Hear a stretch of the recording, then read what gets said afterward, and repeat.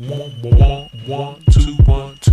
No. In the same breath, you say, okay, but the system has to go down. So then the system goes down, fuck the money, make a new system. The money does nothing. The new system does something.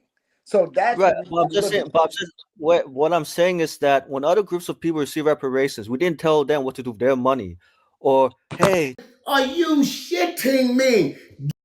Nigga! Japanese Americans, you get reparations. We don't need to dismantle the system. But what I'm saying is that in order for American freedom to catch up with other groups of people, equity has to be accounted for. Because other groups of people, especially the European Americans, have a 400-year head start. Wow, brother, you deep as a Chicago pizza. Whereas American freemen have a 400 years lag. The only going to make things equal is cash paying reparations. Like you can't, like, let me give you a concrete example. Let's say UBI, Universal Basic Income, right? Let's say you gave everybody the same amount, $1,000 a month, which is about $12,000 a year, right?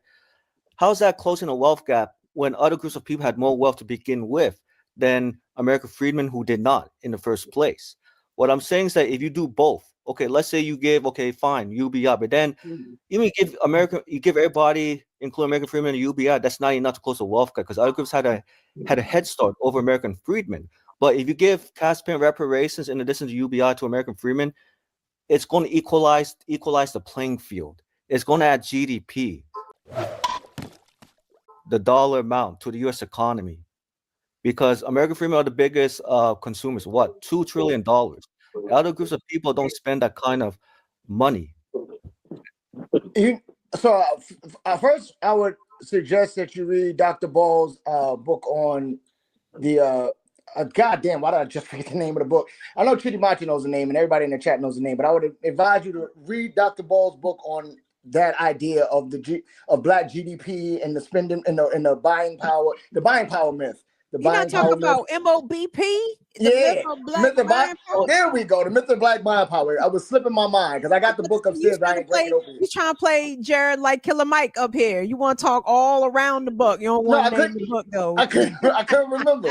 But the idea. So again, that idea of the idea of the faith in the dollar is pretty telling.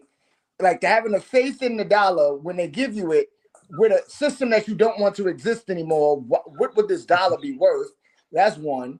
Two, the idea of Black buying power. Spending doesn't mean you're wealthy. It just means you're spending. Whoa. No, I'm telling you, pause.